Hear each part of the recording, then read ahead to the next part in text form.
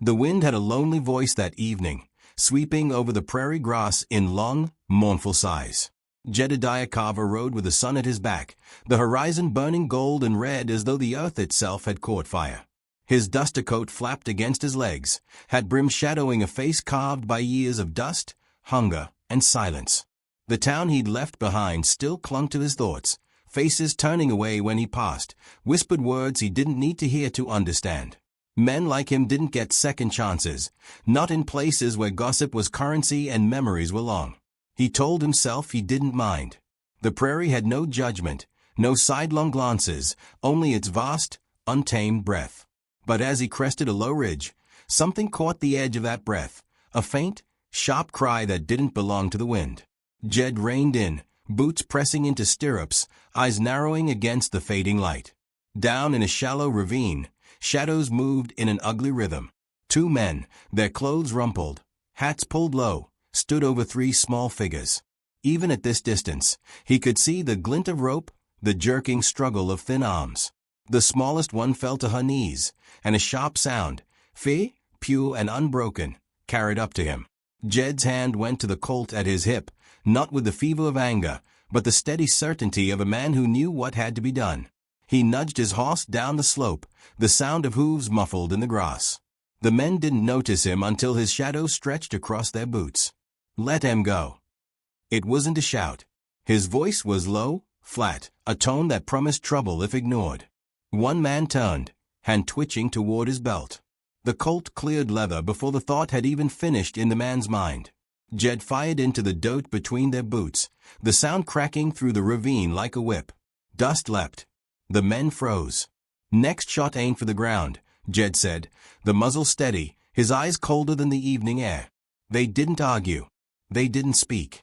They dropped the rope and backed away, disappearing into the rising dark without looking back. Jed watched them go until the wind swallowed their shapes. The girls huddled together, breathing hard. Their dresses were dusty, hair tangled from struggle, long black braids frayed at the ends.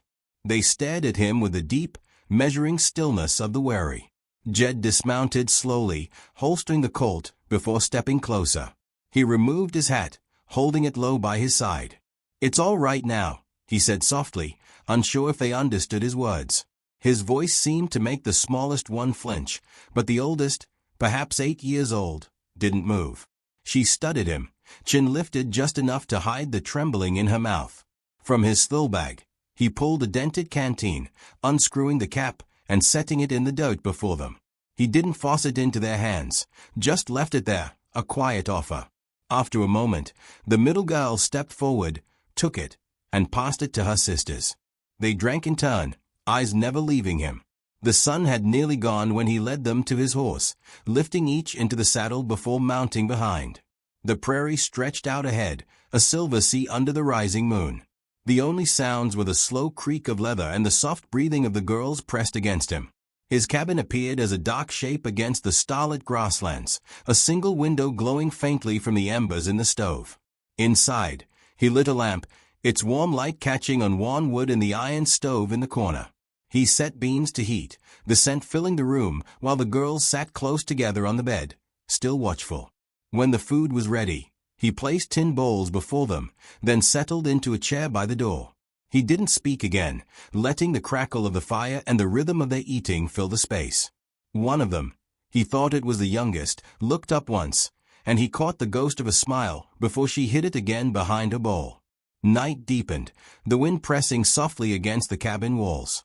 He stayed awake long after they curled together under a single blanket, eyes fixed on the door, Colt resting on the table beside him.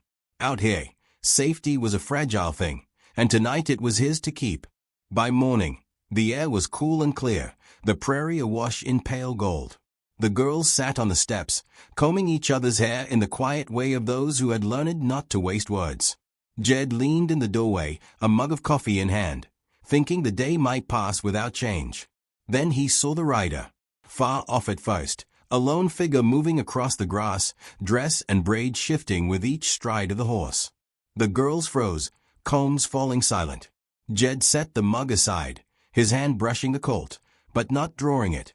The rider kept coming, and in the light, he saw the woman's eyes fixed on the cabin, steady and unreadable.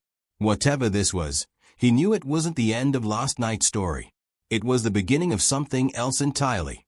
The woman rode with the poise of someone who belonged to the land, each movement of her horse deliberate and sure. As she drew closer, the wind caught the long braid over her shoulder, the dark strands glinting in the early sun. Her dress was a soft, dusty blue fringed with white and gold patterns, bound at the waist with a strip of leather. Jed watched her dismount without a word, the girls already scrambling from the steps to meet her.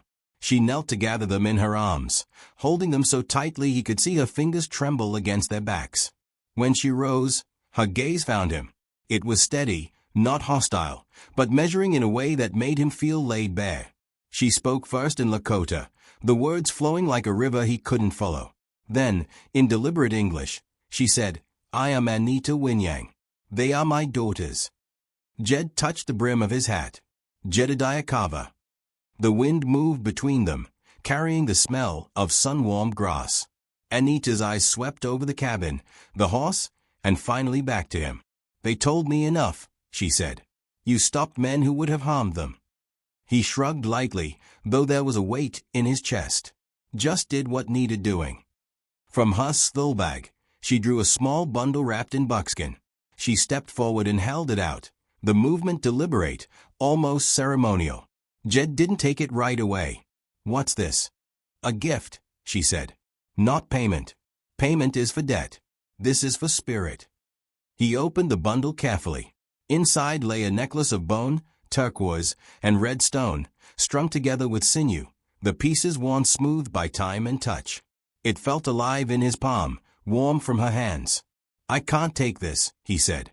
"You can," she replied, her tone firm but not unkind. "And you will. It carries more than you know."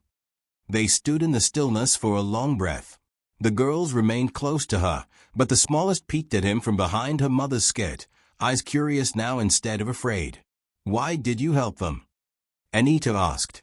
Jed looked past her, out to the prairie where the grass bent and swayed in the morning breeze. "Because they were alone," he said simply. Her lips curved, not quite a smile, more quiet recognition. "Alone is dangerous," she murmured. "It makes a person think no one will come." She told him she had passed through the nearby town before coming here. Heard his name in whispers. Words like asterisk dangerous asterisk and asterisk unfit star. He felt the old shame stir in his gut. "People fear those who carry truth in their bones," she said. "They look away so they don't have to see it." Her words caught him off guard, as if she had brushed against a part of him he kept hidden even from himself. Outside, the girls had begun to play again, chasing one another through the grass just beyond the cabin. Their laughter carried on the wind, bright and unguarded. Jed found himself watching them, then watching her, the way she turned to keep them in sight without breaking their freedom. Time slipped by quietly. Anita saddled her horse again, her movements calm, practiced. He realized then that she had not sat, had not stepped inside, as if keeping some unspoken boundary. When she was ready to mount, she looked at him once more. "Come to the river tomorrow," she said. "Bring your hands, not your gun." He almost asked why, but something in her tone told him the answer would come only if he went. So he nodded. "I'll be there." She swung into the saddle with fluid grace, the girls climbing up behind her in practiced order, the youngest in front, the oldest behind. Before she turned her horse toward the horizon, the middle girl lifted a hand and waved. Jed stood in the doorway, the necklace still warm in his palm. The sound of hooves faded into the distance, the wind filling the space they left behind. He turned the necklace over in his fingers, feeling the rough edges, the weight of it, the sense that it had already begun to change something in him.